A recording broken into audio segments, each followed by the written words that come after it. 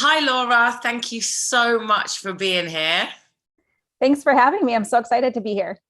We are so grateful and excited to have you as part of our community. So, today I just wanted to talk to you a little bit to give everyone else an introduction into who you are, what you do, and some of the areas that you're passionate about. So, before I waffle on, why don't you just tell us exactly that, who you are and what you do? Yeah, so I'm Laura Folks, and I am a certified holistic health coach and working with people to transform their relationship with food by ending self-sabotage without needing more willpower. Oh, amazing. So you work around food and self-sabotage. Yes. Yep. And self-sabotage can be around food or it can be other areas too. So some people will self-sabotage around exercise, even with scrolling on social media so they distract from something else, or even with finances. So it can be all different areas of life, but really a lot of the work that I do is around food, body, weight, and where people are just feeling disconnected from knowing what they want to do and having the goals that they really want to work towards, but not being able to consistently work towards them and they're not sure why. So that's where I really love to dig in with people. Amazing. I think I know I've definitely just heard where, wow, this is a thing. This is a thing that people can actually get direct help for because it sounds like you were describing me for part of what you just said. Is that common when you speak to people that they don't actually realize that someone helps with this stuff? Yeah.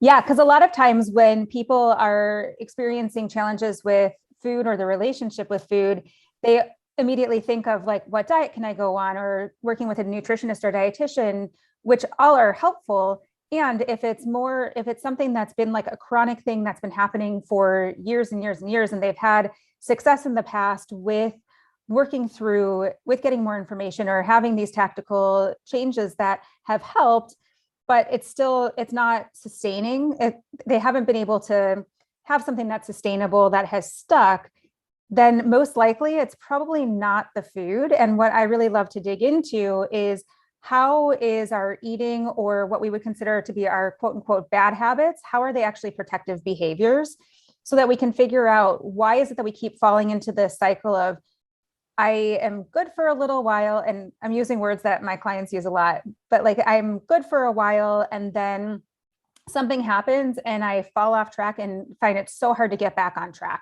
And so why is it that they're able to be on track for a while, and then what takes them off track? Because most likely like the food didn't change, right? Like they have been able to stick with it and have like the discipline or the willpower. But then what is it that makes it feel like they don't have that discipline or willpower? It's not the food. There's something else there. So that's what I really love to dig into. And there aren't that many people who do that type of work, which is why a lot of people don't know that they can get the support in that area. That's what I was thinking. I know and have come across and worked with lots of coaches in different areas. And this is one that I've never actually heard singled out and given this much attention to. So I think it's amazing. Do you find, just going off of what you said, a thing that came to mind was, do you find that a lot of people are scared of or avoiding success? Some people, yeah. Actually, I was on a call with a client earlier today, and she was saying that she got really emotional and she said, it's really scary to me to think about if it were to be taken away, that I could have this escape. Because for her, she numbs out a lot with food or Netflix or scrolling through her social media and stuff like that. And it's her way of escaping because she's so hyper disciplined, hyper productive, just Mm. always on, but she's so depleted as well. And she got really emotional. She's like, I'm really afraid. Like if this escape, I didn't have this ability to escape into food or escaping into Netflix or social media, it's really scary for her. And so there's a lot of resistance there and that's where it's like, okay, there's clearly some level of safety that it comes in that escape. And so we had identified what that is and why she's afraid of it. But yeah, it can feel unsafe to make a change. And that's what we really want to look at is where how was that developed? Why is it that we're craving some sense of like safety or security without realize, like a lot of it's unconscious, right? Yeah. I definitely resonate with what you're saying. I kind of look forward to some of my not so healthy behaviors as if it's not so much a treat, but like if I have had a busy day where I'm on calls all day, or it's been full on, I do look forward to aimlessly scrolling or treating myself with an hour worth of stuff that I would never be proud of and don't have to be accountable for. It's very odd hearing that, okay, that can be replaced with something healthy and I don't have to, be stuck in certain patterns. So I know lots of people are hearing this and thinking the same. Definitely. It can't just be coincidence that it's me. and also there's nothing wrong with needing that downtime, right? And to having time to relax or do things that may not be considered like a healthy habit in many areas. And if it's like one of the things that was when she was saying that, this client, when she was saying that she was really depleted, but her taking that time to just like escape wasn't replenishing her. And there's a lot of guilt and shame around it as well. That's where we really want to look at it, because that's probably protective. If you like, I tend to, my way to disconnect, that's different. Yeah. Right. My way to disconnect is to sit down and watch TV and just like not really think about, like, it's my way of just like shutting my brain down and like replenishing. But I do find that replenishing, and it doesn't deplete, it doesn't have like an emotional pull on me. So that's the difference. There's a big difference with it. And there's more like, I guess it is neutrality around it. And that's where we really want to get to around food and our weight and our body, is there's more neutrality around it. So it's not, and I'm kind of changing the subject, but sticking with it too. It's not that you can't eat some of the foods that you enjoy. Like I still have a, cake or pizza or fries or whatever. And it's more from a place of choice, as opposed to feeling like I can or I can't have it, or having a lot of guilt or shame around it if I do have it. And so that's where we really want to get to, is that there's more neutrality, and where it comes from a place of choice, as opposed to feeling like there's guilt, shame, or anything like that around it. Yeah, I think we're needing it for another reason. Exactly. I think that is so important to note, because there's that, purposely switching off to enjoy a movie, to enjoy certain things, but then aimlessly scrolling for escapism, and which ends up leaving you feeling even more drained. Exactly. Yeah. Yeah. And knowing the difference. How did you get into this specific area of work? It started, well, I didn't know it was going to lead to this, but it started when I was 12. I started to have, that's when I started to gain weight, and really struggled with my weight for most of my life. Went to my first diet program when I was 13, and I would lose weight and then gain it all back plus more. And it was in 2008, I started the path, and I didn't know how it was going to end, but started on my weight loss journey, ended up losing 60 pounds over a couple of years. And I was at the time working in advertising, and people were coming to me asking me for advice and guidance as I was going through my weight loss journey. And I really enjoyed talking to them and helping to support them. But at the time, I was still somewhat happy in my career, so I didn't really think anything of it. But then when I started to lose my passion and feeling like it wasn't really my purpose anymore, I really started to explore what I wanted to do. And I had no idea. It took me about 4 years to figure out what I wanted to do. But that memory kept coming up for me of thinking about like supporting people and their weight loss journeys. I never thought that I could maintain weight after I lost the 60 pounds, actually maintaining it. And as I was doing that, I was like, oh, if I can do this, like I want to help other people do it too, because I never thought it was possible for me. So I learned about health coaching from a friend in 2013 and decided to get my certification. And what's interesting is, even though my body had changed and I had lost the weight, my body image hadn't changed. Like I still felt fat. there were still times my relationship with food hadn't really shifted. I felt I was really, I felt like I was addicted to sugar. I would also eat well for a while and then say, screw it, eat whatever I wanted, and then have to rein it in again. And it was controlled though, because it was always within like 2 pounds or so. Like I would always, I was working what I call the system. Yeah. But I felt like food was still weighing me down in a way.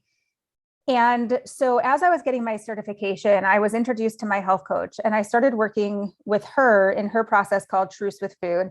And that's when I really realized that there's so much more to food than just eating. And it's not just like, it wasn't that I was self-sabotaging. It wasn't that I was losing willpower when I was in that cycle.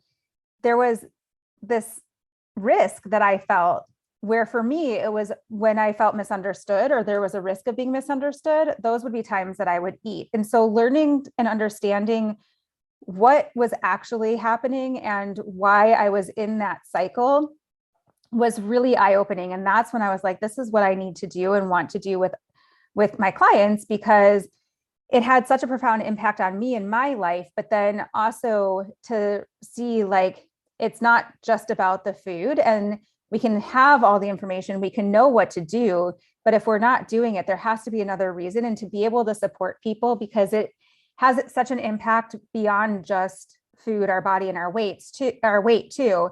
It can really have an impact on relationships, on finances, on other, I've worked with clients who bite and pick their nails even, and there's a lot of guilt and shame around that, similar to food. And so it can really apply to many areas of our lives.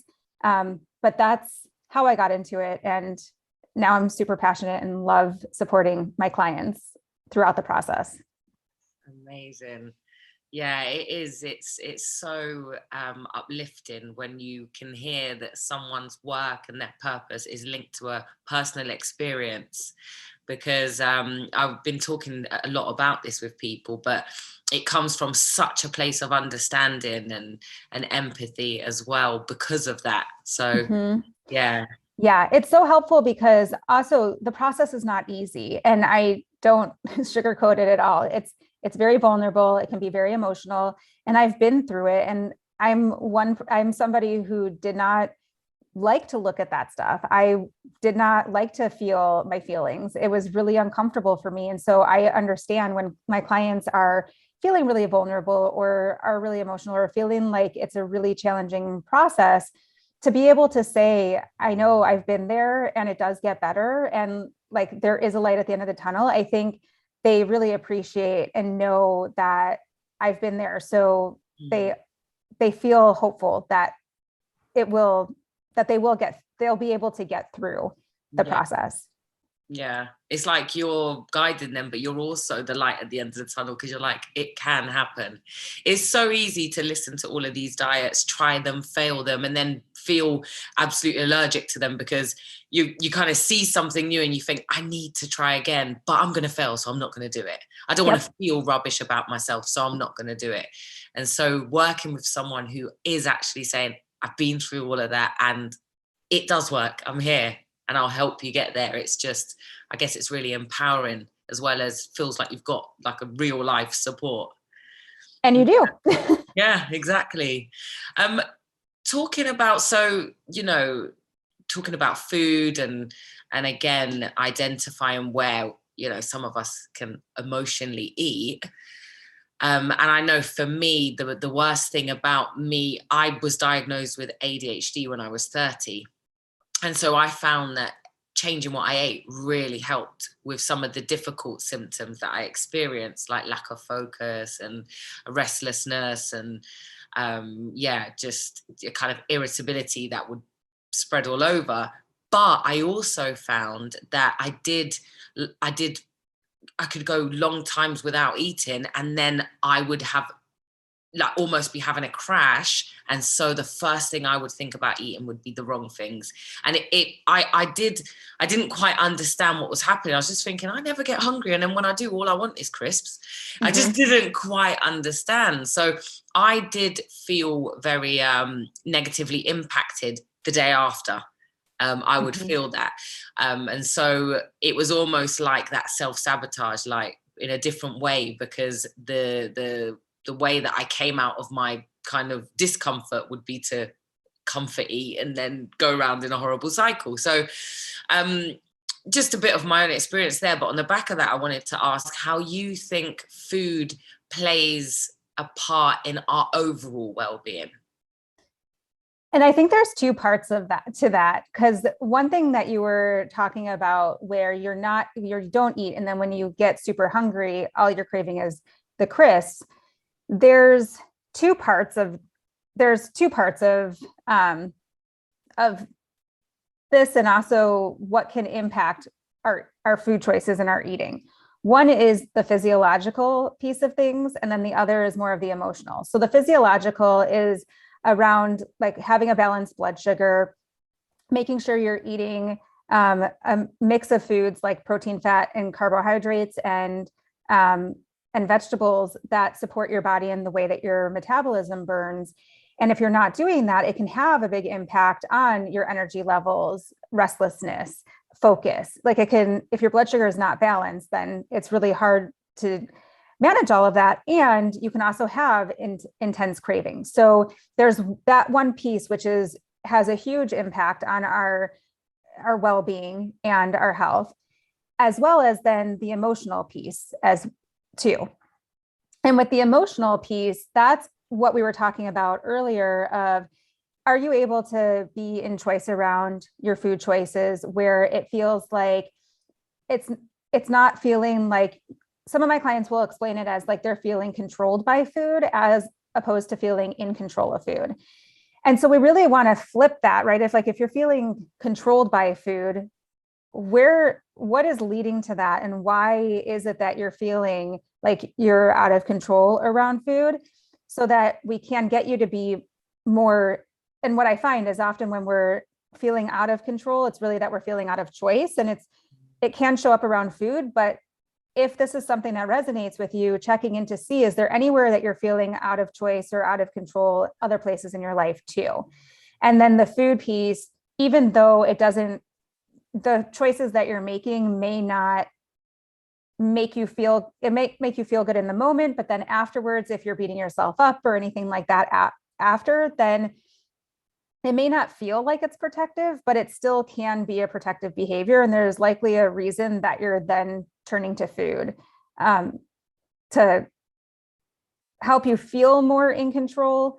Something that would come up for me is if I was feeling vulnerable or uncertain, especially as I was starting out in my business, that was a time where I felt like I was out of control with my weight or my body. And I would feel fat and feel like, oh my God, I need to lose weight as soon as possible, even though my weight hadn't changed. My body didn't change overnight. Like one day I would be feeling confident. The next day I was like, oh my God, what's going on? Like I need to lose weight and I need to do it fast.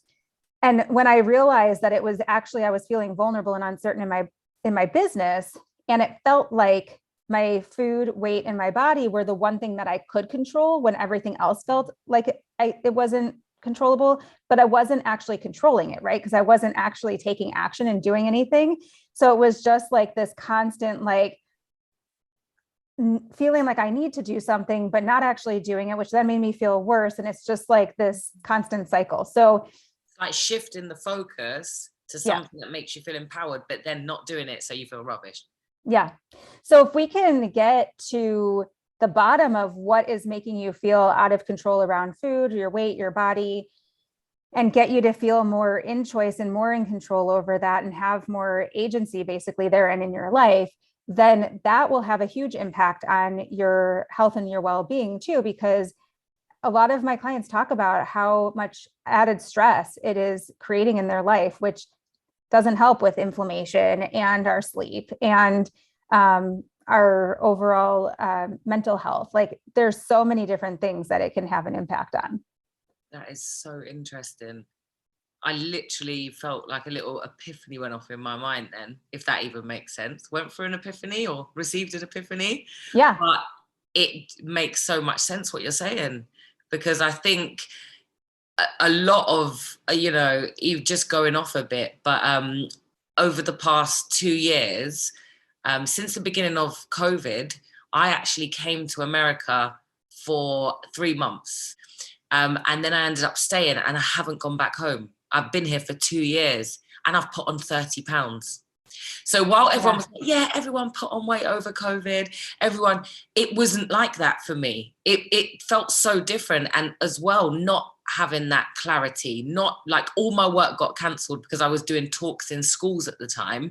All my work got cancelled. I was just all over the place, not knowing when I was going to go back. You know, I suffered eating disorders when I was younger, and I felt very free from all of that. So I was almost trying to say to myself, well, I'm not obsessing, and sorry, this is a trigger warning, but I'm not obsessing over trying to make myself sick. I'm not starving myself despite my body changes so much. So this is just proof that I'm definitely free from my eating disorders. Like trying to justify being okay with it when it came out of nowhere.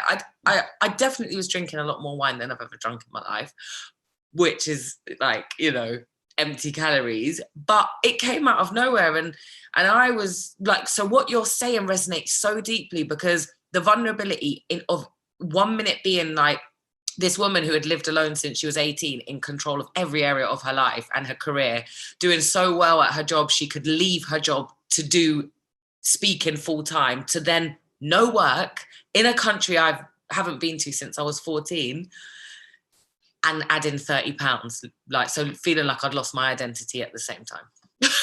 Yeah. And so what felt like it came out of nowhere, there are so many reasons. And I think that thank you so much for sharing all of that, because I think other people will be able to resonate. And also it really brings up like transitions can be a huge piece, where a huge time when it feels like our food or our weight and our bodies are out of control, because there's usually a lot of uncertainty. We don't really know how to deal with uncertainty. And so a lot of people will feel anxiety in their bodies when that comes up. But also what you're talking about is like, when we talk about like food is a symptom when we're lacking safety, for you, it was like your physical safety was at risk, right? Because you're in a brand new country. Even though it was a choice, like you came here and you decided to stay, but there was also financial safety was at risk.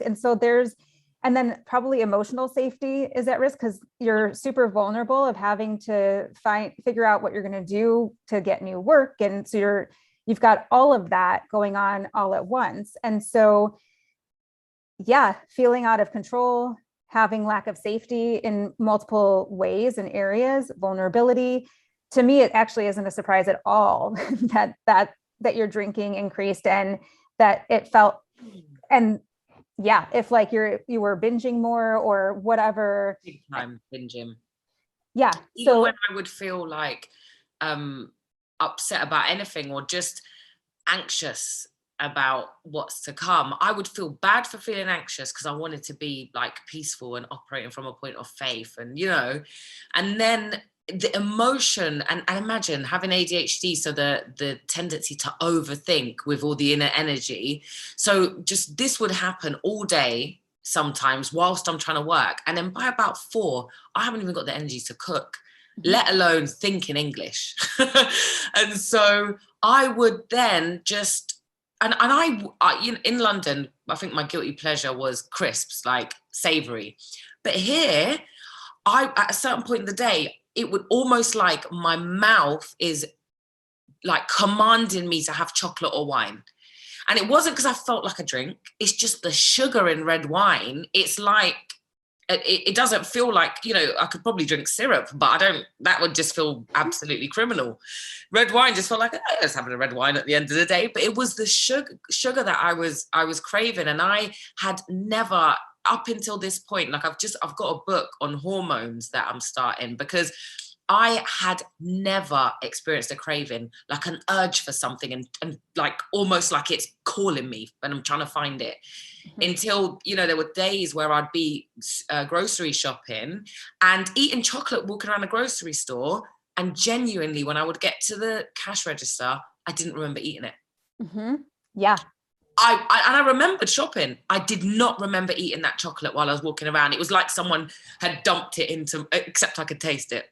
It was like someone had dumped the wrappers into my trolley. I didn't even, and that's when I realized, you know, there's something going on here. I need to kind of get control of it. And again, what resonates so deeply is I would do it for like a week or two, and then almost just not. No reason, feeling great, waking up with energy, feeling proud of myself, seeing a little bit of the, cellulite dying down, and then just say, no more.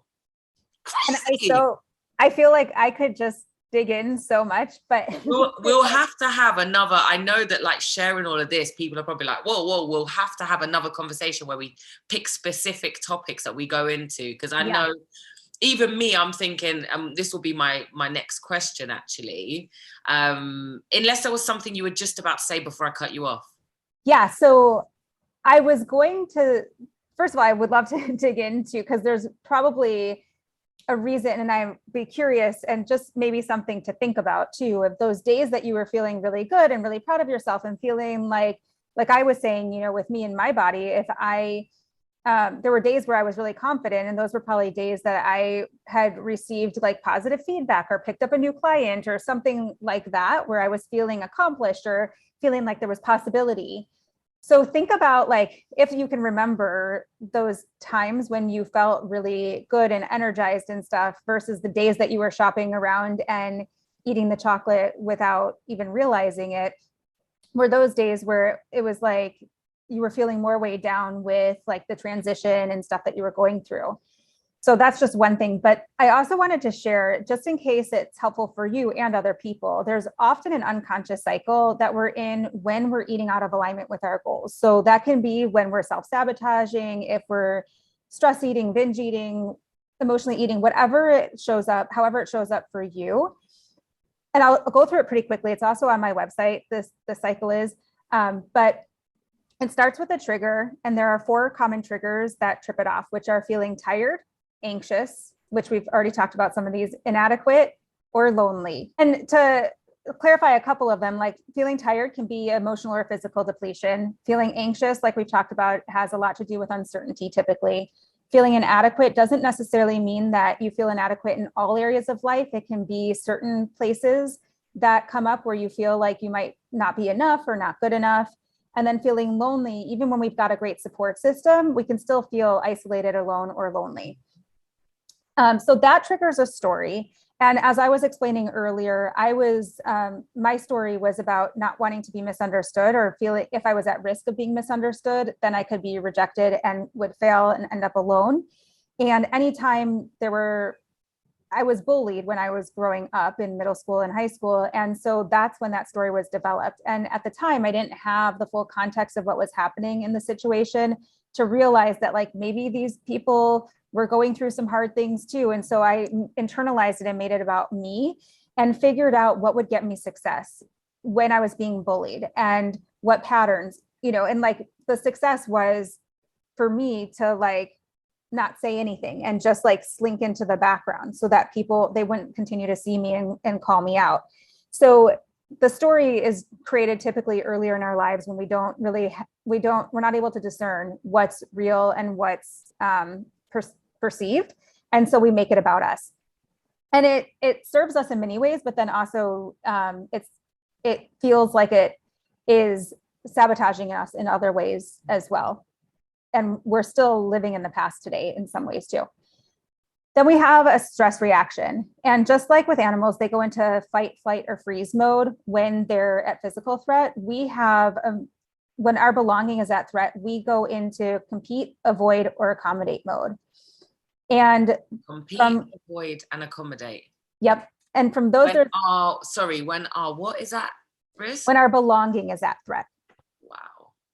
So with each of those, there's different behaviors that come up, and they depend on the person. But in general, the avoid reaction is similar to what I was talking about, where you don't take action. You kind of just fall into analysis paralysis, and you can procrastinate, build things up so they feel like they're make or break, and then it just feels too big and overwhelming. So you just don't do anything. The accommodate mode is somebody who's like a people pleaser. They want to be the fixer, the peacekeeper. They put everybody else's needs ahead of their own. And so they tend to fall off of their own to-do list. And then in the compete mode, that is somebody who will compare themselves to other people, and it can be their skill sets or other people's bodies. It can also be comparing a current version of themselves to a past version of themselves. And when we're in the compete mode, it feels like we're always behind, like constantly behind. So we're constantly like running a marathon, but the finish line keeps moving, but we keep taking on more as well, because even though we're feeling behind, like we feel like taking on more and doing more will help us catch up, but then we deplete ourselves. So we've got the trigger, the story, the stress response, behavior. We eat out of alignment with our goals. We lose self-trust, and then it loops back into the trigger. So even as you were explaining your, like, when you felt like you were on this like roller coaster and it just kept, or you didn't use that word, but like when you felt like it just kept going and going and going, my guess is there was that cycle that was happening. So often when we're eating out of alignment with our goals, that tends to be the cycle that we're in. I feel absolutely blessed that I've just received this information. I can't even imagine how many people are feeling similar. This has to be shared everywhere. I might not keep this bit in the interview, what I'm about to say to you. I might though, so let me just do this.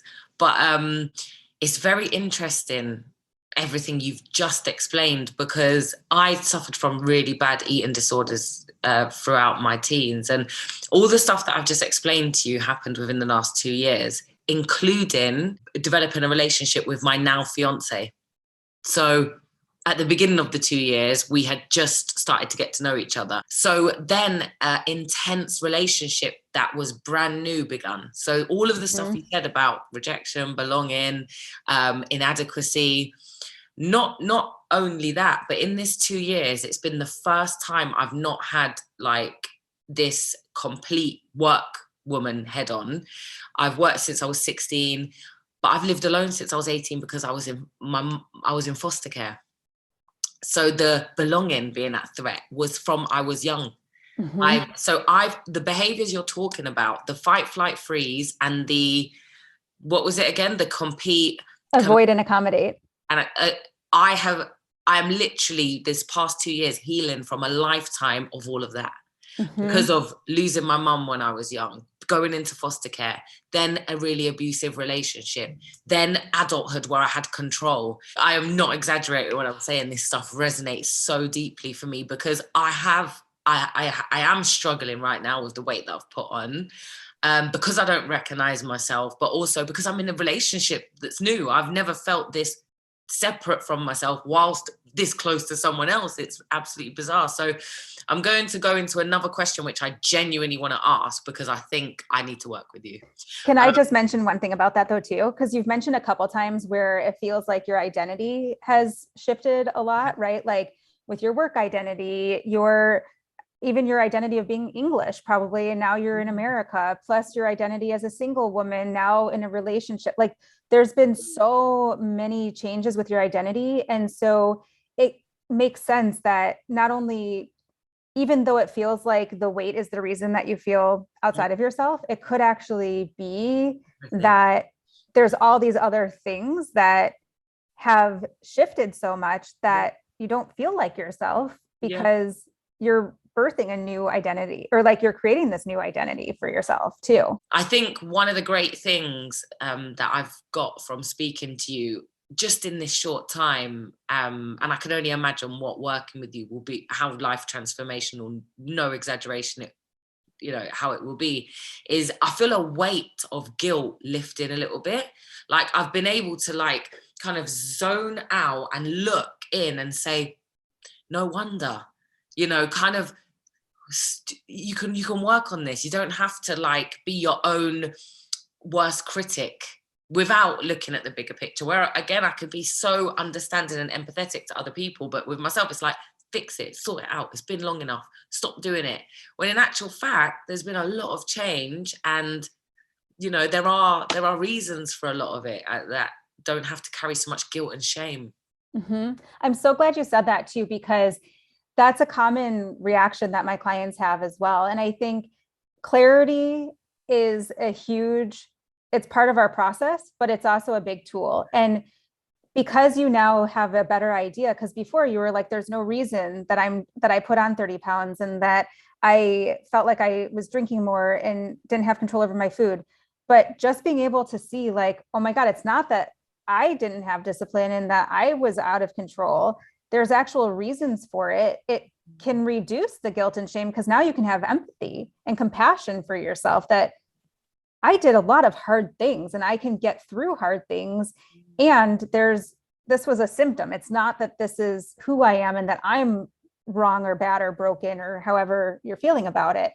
And so I find that even from the first session that I go through with people, they start out feeling hopeless that things can change because they've done so many different diets and programs and they've done so many things to try to address their relationship with food and it hasn't worked long term. But then when we get to, and with us, like we didn't get to your story or anything like that, which we would in the first session, but they get a renewed sense of hope that things can change because they're like, oh, wow, like there is a reason for this. And now just even being able to name it and identify what is actually happening, then it helps to feel like, oh, wow, okay, now that I know what this is, I can start to shift it and change it. And it's a process and it does take 6 months to a year to get through typically. Yeah. But even just having this little bit of clarity and being able to have some of that guilt and shame released a little bit is huge. And I'm so glad that you felt that and experienced that. Instantly. Yay. So what would working with you look like? So I am basically the perfect candidate here. I was going to say, if somebody's listening here, that somebody is me. I'm listening here. What would working with you look like? You said it could take up to 6 months to a year. So do you have like 6-month packages? Can you tell us a bit about what working with you looks like? Yeah, so it starts with a 40-minute curiosity call, and that's free. So I like to have that call just to make sure that the approach that I take feels like the right fit for each person that I work with, as well as I want to make sure it's the right fit for me as well, because not everybody this process isn't right for everybody.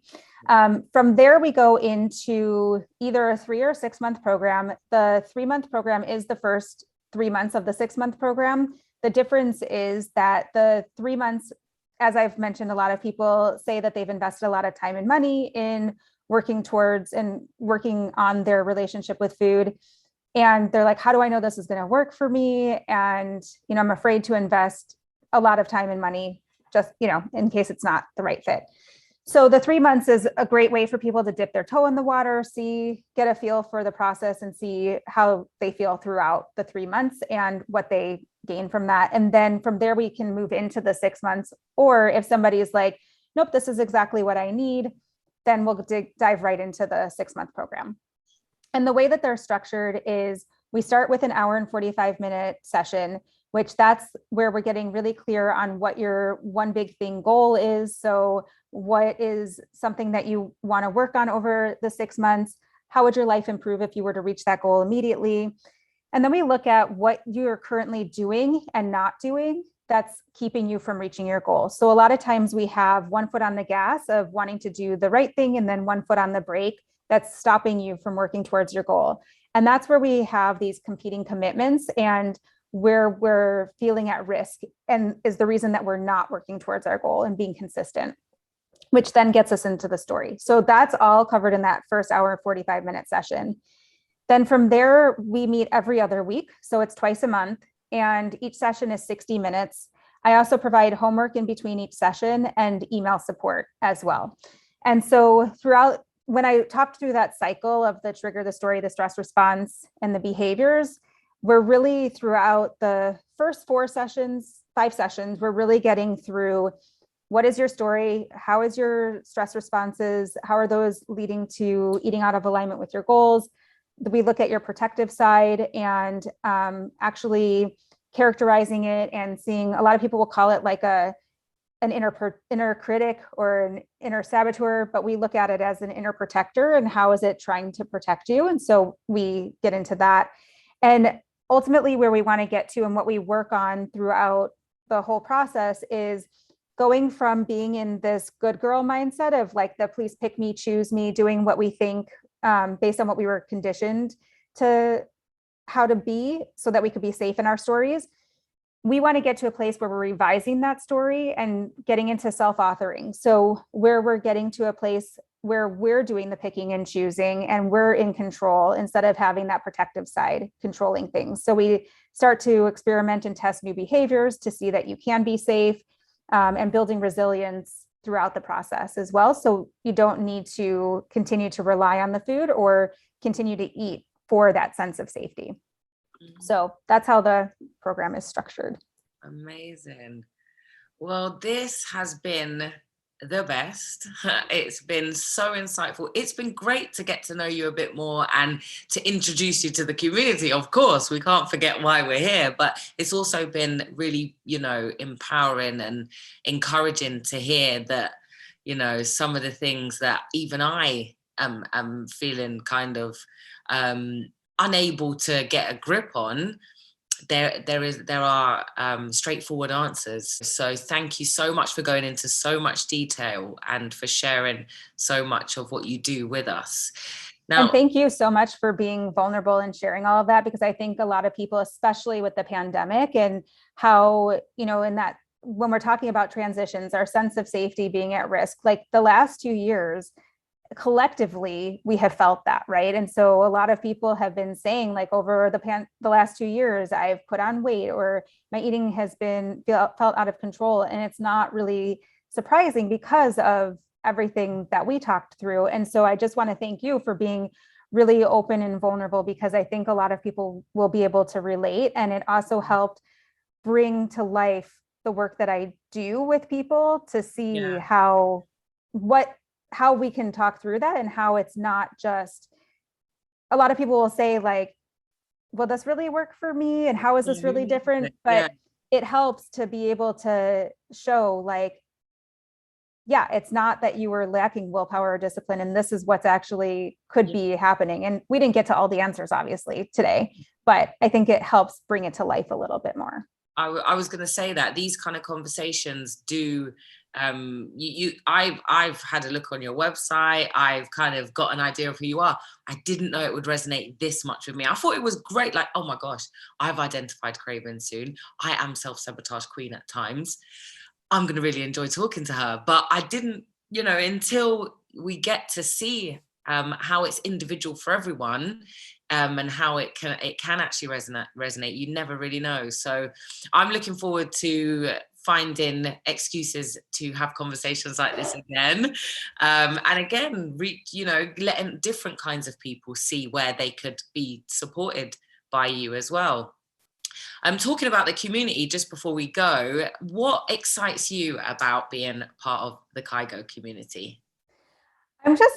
There's so many aspects of it, and I'm just so excited to get to know all the different professionals. I love the fact that the idea behind Keigo is to bring together a community of professionals that all have a common goal in mind, to help others to lead their healthiest life that they can, and to be able to provide the support that's individualized and personalized for each person. So that's really one of the things that excited me, as well as just being able to support people from around the world, really, and making this work accessible. And a lot of it is even creating the awareness that it exists, right? So that people can get the support that they need, whether that's from me or from another provider or practitioner. And I love the fact that Keigo is like that one-stop shop, so that that members can get the support that they need and want, no matter what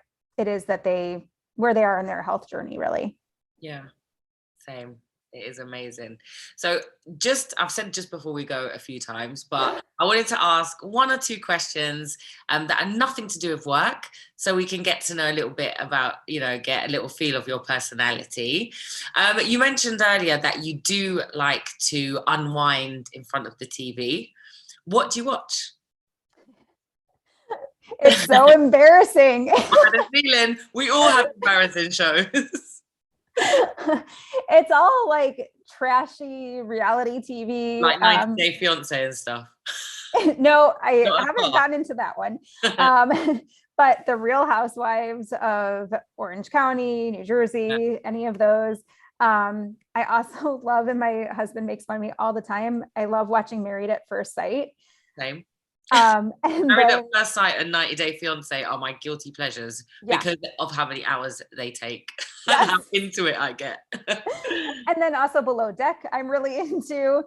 And then also on Netflix, I enjoy Emily in Paris and Selling Sunset. And there's been some like better, I was going to say quality shows. There's some of those are quality shows too. Yeah. But there's other shows that I've watched on there in series, but I don't spend a ton of time watching TV. It is though when I do, your guilty pleasures when you do.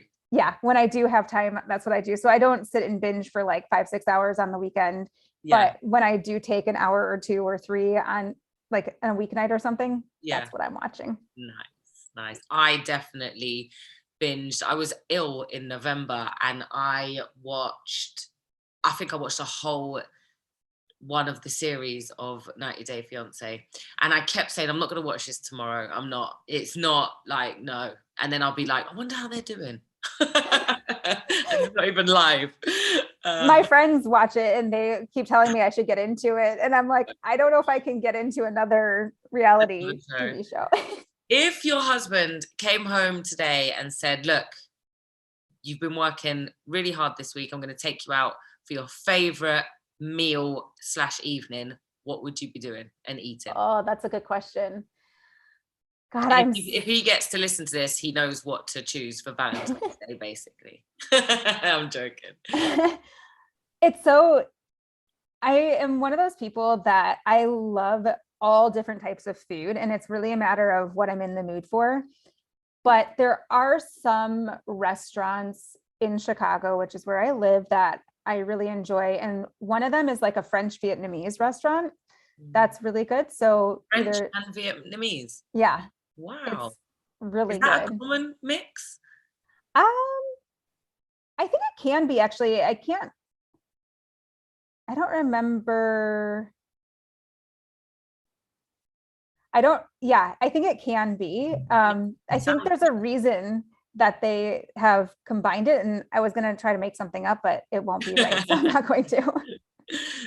Sounds nice. Brilliant. Yeah, so doing that, and if it's the summer, like winter in Chicago, we all hibernate and it's, just bundling up and not really doing much. But if it's the summer, like going for a walk along the lake or along the riverfront or something, even going to like a rooftop bar or something like that, that would be a nice evening. Yeah.